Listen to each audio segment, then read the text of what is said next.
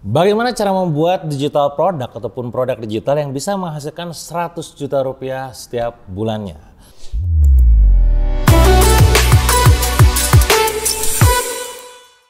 Jadi banyak di antara kita mungkin sekarang mulai penasaran, pengen belajar gimana sih caranya kita mendapatkan penghasilan 100 juta rupiah setiap bulannya dari produk digital. Sebagaimana yang mungkin juga kawan-kawan ketahui dan sadari bahwa digital produk ini adalah sebuah industri yang sekarang sedang tumbuh, berkembang di Indonesia.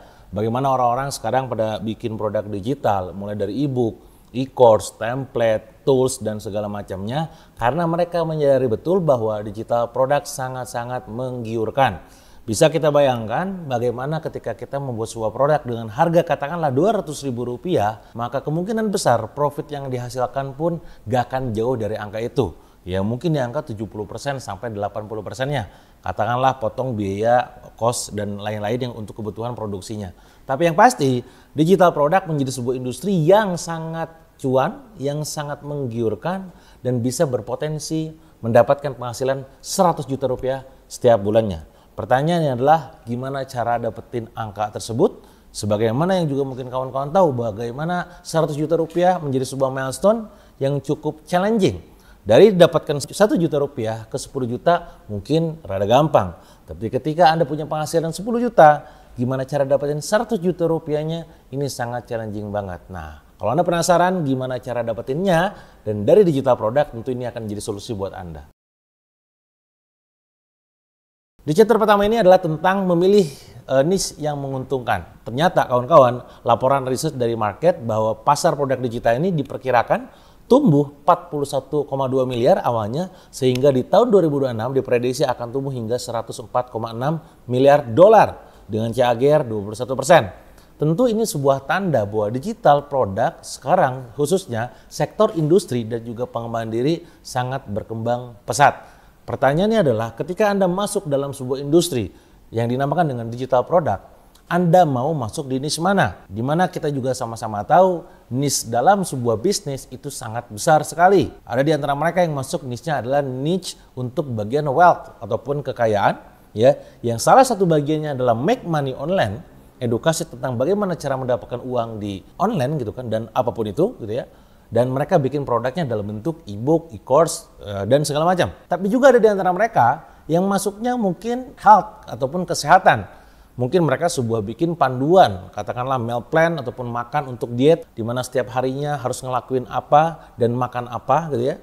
Atau mungkin ada di antara mereka yang mereka nggak cuma fokus ke makanannya, tapi fokus ke olahraganya. Atau ada juga di antara mereka yang masuk niche-nya adalah relationship. Mereka membangun sebuah produk, bikin sebuah produk yang goalnya adalah membantu para customer-nya, para membernya untuk mendapatkan goals relationship yang ideal buat mereka. Mungkin ada di antara mereka yang mereka tuh bekerja ya sudah usia 25 sampai 30 tahun, katakanlah wanita, tapi karena terlalu sibuk dengan pekerjaannya sampai mereka lupa mendapatkan pasangan ideal buat mereka. Nah, ini adalah sebuah niche yang juga sangat gurih untuk bisa digarap. Atau mungkin di antara mereka juga ada yang menggarap niche-nya adalah niche yang lain. Katakanlah dalam dunia teknologi, dalam dunia desain ya. Desain pun sangat luar biasa besar. Mungkin di Indonesia gitu ya, kalau untuk masalah desain itu masih nganggap sepele kayak semacam font gitu ya, ataupun katakanlah sebuah template gitu ya. Tapi kalau di luar negeri sana, di sana sangat-sangat berkembang. Maka tak heran ketika waktu 2015 ketika saya berkumpul dengan kawan-kawan yang ada di luar negeri, terutama di Amerika, di Kanada, di India gitu kan. Ketika saya tanya ke mereka berapa penghasilan yang mereka hasilkan dari niche yang mereka garap, dari digital produk yang mereka luncurkan, dan jawabannya sangat mencengangkan. Bagaimana ketika itu saya menghitung dengan kalkulator saya gitu ya. Mereka menyebut angka dolarnya dan saya konversi di angka 13.000 kali 500, 13.000 setengah, itu di angka 8 miliar sampai 10 miliar dalam satu pekan. Bisa Anda bayangkan, launching digital produk di luar negeri tahun itu menghasilkan 8 sampai 10 miliar. Betapa banyak profit yang bisa dihasilkan. Katakanlah 70%-nya, katakanlah mungkin 100%-nya, miliaran. Jadi kalau kita sekarang bikin sebuah targetan 100 juta rupiah setiap bulan, itu sangat achievable banget, sangat realistis banget. Karena faktanya bisa nyampe di angka miliaran. Maka di poin pertama ini yang harus Anda pikirkan, yang harus Anda renungkan, harus Anda bikin adalah Anda mau masuk di niche apa. Maka saran terbaik saya buat Anda adalah Anda harus mulai mengenal siapa diri Anda sesungguhnya. Minimal Anda mengetahui dan sadari bahwa apa kompetensi Anda.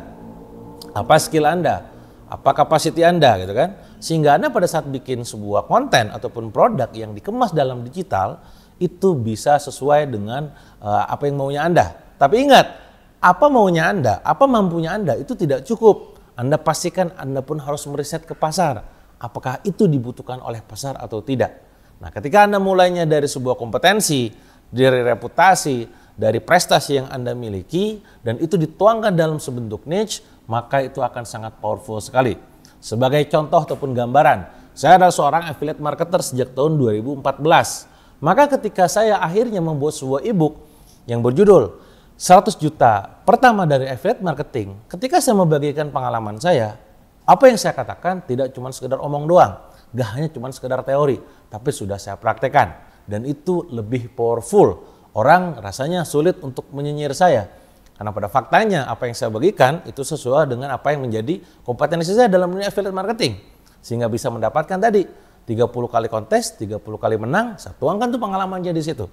Atau ketika misalkan saya punya pengalaman, bagaimana ketika saya melunasi utang 1,7 miliar gitu kan, saya punya pipa-pipa penghasilan yang cukup banyak. Mulai dari topik saya sebagai seorang influencer, topik sebagai seorang trainer, topik sebagai seorang affiliate marketer, topik sebagai seorang mentor, coach gitu ya, dan juga sebagai seorang penulis. Nah, di sini saya punya banyak sumber penghasilan yang dinamakan dengan income stream.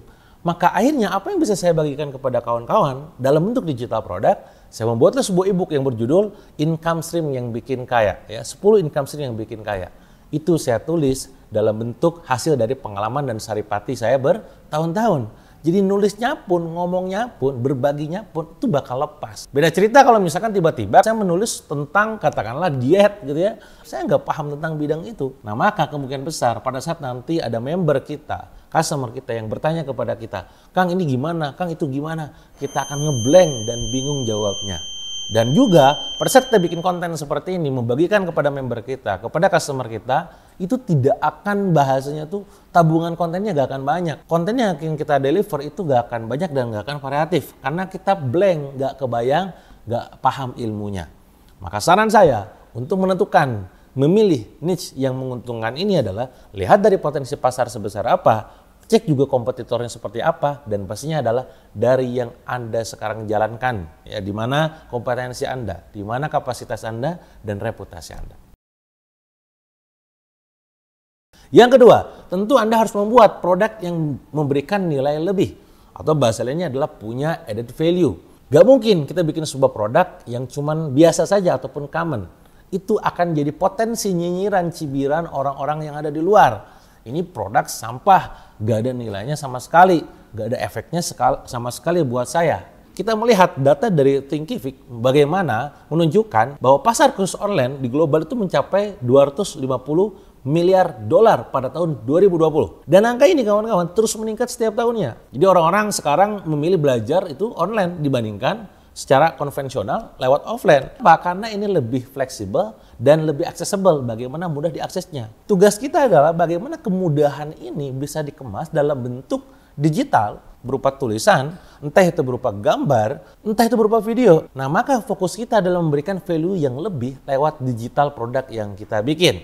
Maka apa yang perlu kita lakukan pada saat membuat value ini gitu ya? Satu, kita harus melakukan riset yang mendalam. Studi dari HubSpot menunjukkan bahwa 80% konsumen cenderung membeli dari brand yang memahami kebutuhan mereka.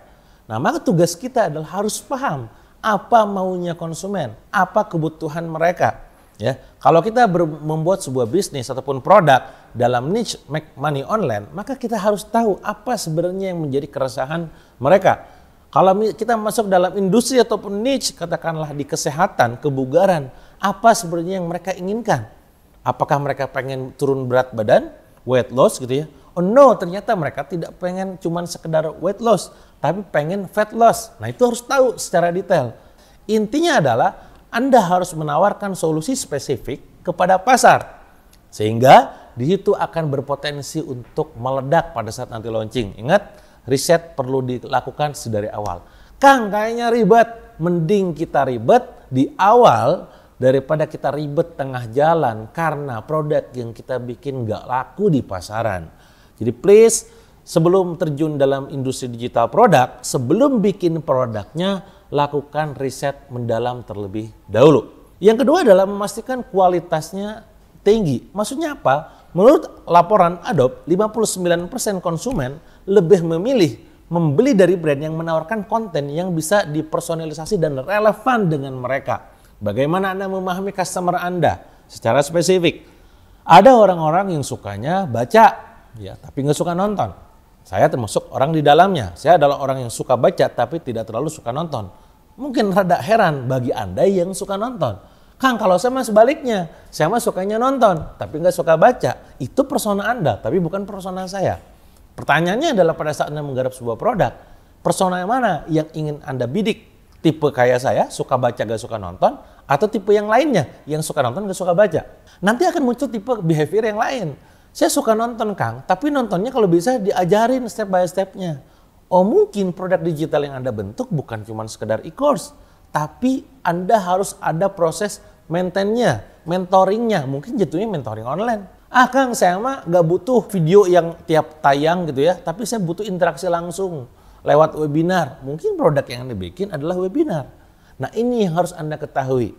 Karena sejatinya customer behavior, persona untuk pasar e-book, e-course, ya kelas, webinar, mentoring, bahkan nanti ujung-ujung adalah workshop ataupun seminar, itu jelas sangat-sangat berbeda. Maka tugas kita sekali lagi, kita harus mengetahui customer segmen kita seperti apa, behaviornya seperti apa, sehingga kita bisa membuat sebuah personifikasi untuk mereka, dan pada saat bikin kontennya lebih relevan dengan mereka, sehingga market fit dan punya kualitas yang tinggi. Yang ketiga, Anda perlu memberikan bonus ataupun nilai tambahan. Seperti apa yang memang posisinya itu menunjang dari produk utamanya. Sertakan bonus seperti workbook, template, checklist, grup khusus, ataupun sebuah komunitas khusus yang sifatnya itu eksklusif yang hanya bisa diakses untuk mereka yang beli produk digital Anda saja. Nah, ini membuat mereka akhirnya terpersepsikan bahwa produk Anda sangat-sangat bernilai, produk Anda supportnya sangat-sangat dijaga, after sales-nya dimainkan, nggak cuma sekedar dijualin doang. Ini adalah tentang bagaimana membuat produk yang bisa memberikan nilai lebih. Yang ketiga tentunya, yang perlu Anda create adalah strategi marketing yang bisa memaksimalkan penjualannya.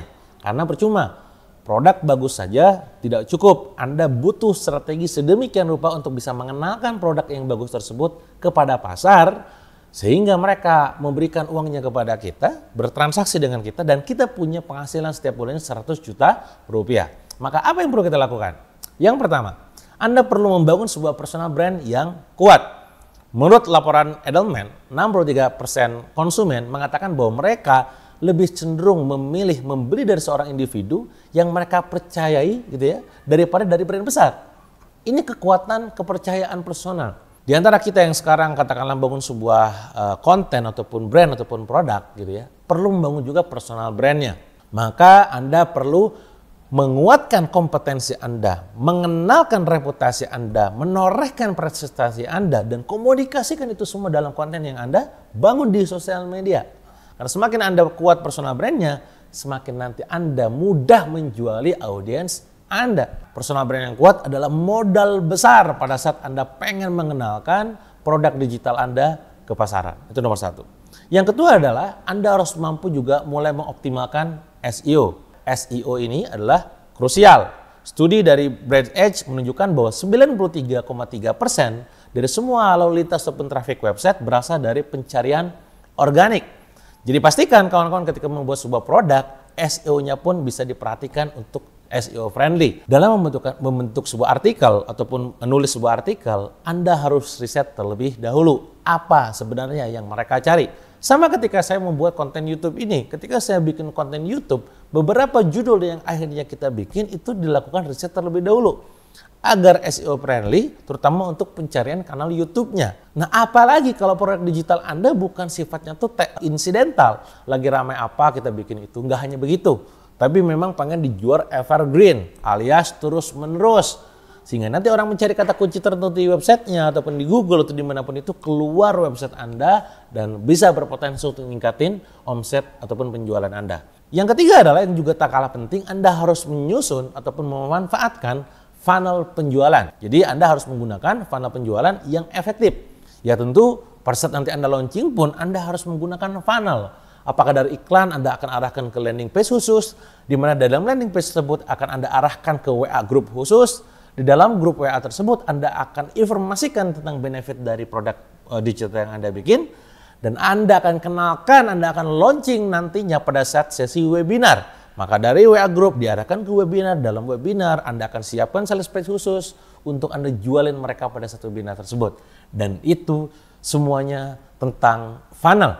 Kalau Anda nggak ciamik, nggak piawai, nggak pintar dalam menyusun funnel, maka kemungkinan traffic yang masuk ke website Anda, maka akan kemungkinan besar followers yang ngikutin Anda tidak terkonversi dengan baik.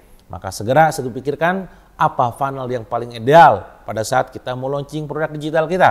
Apakah tadi dari ads diarahkan ke website, website diarahkan ke WA group arahkan ke webinar, webinar arahkan ke sales page, dan lain-lain. Nah, yang keempat adalah pastinya adalah gunakan ads. Karena bagaimanapun juga gitu ya, kita sekarang dalam dunia digital punya modal cukup besar dalam profitnya. Maka jangan sungkan, jangan ragu untuk membakar juga. Bahkan bisa jadi 10-30% profit Anda untuk iklan.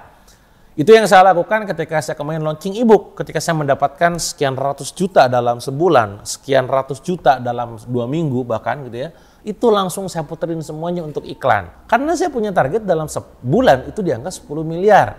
Maka kalau cuma sekedar ngiklan 6 juta, waktu itu saya budget iklan saya 6 juta saja, menghasilkan 200 juta lebih kawan-kawan. Tapi di bulan kedua, saya masukkan 200 jutanya untuk menghajar lagi bulan depannya sekian ratus juta lebih besar, bahkan sekian miliar.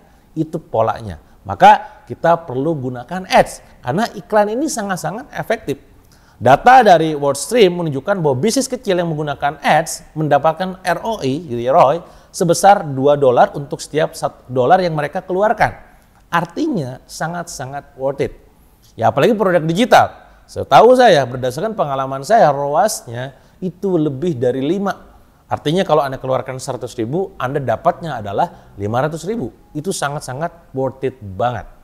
Ini adalah tentang bagaimana strategi menjual produk yang sudah Anda bikin ke pasaran sehingga laris manis lagi.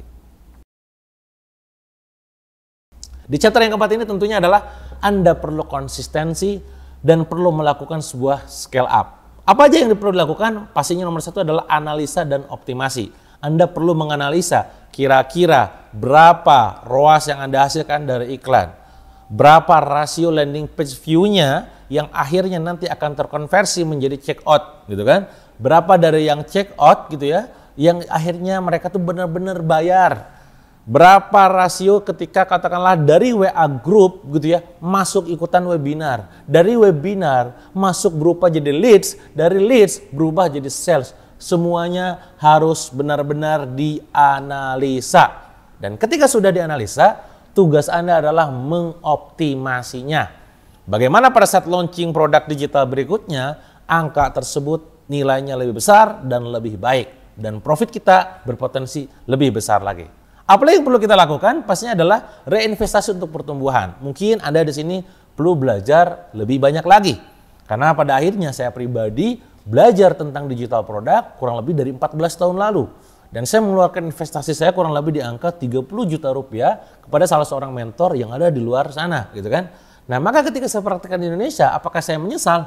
Tidak sama sekali. Saya meyakini bahwa apa yang saya keluarkan untuk otak saya akan balik berkali-kali lipat ke rekening saya dan itu terbukti. Maka saya pun mengajak Anda semua, kalau Anda pengen belajar dunia digital, terutama produk digital, lebih dalam lagi, insya Allah saya sedang siapkan sebuah ebook khusus yang bahas tentang digital produk. Judulnya adalah 100 juta per bulan dari product creator. Kalau Anda penasaran, silakan Anda klik link yang ada di sini, atau nanti silakan dicek deskripsinya, akan ada link khusus, Anda masukin datanya di situ ya. Jadi jangan ragu untuk investasi leher ke atas untuk pertumbuhan. Ingat, ubah mindsetnya, berubah omsetnya. Mindset yang Anda miliki saat ini, setidaknya Anda sudah jadi modal khusus nih, bahwa aku pengen terjun dalam dunia digital.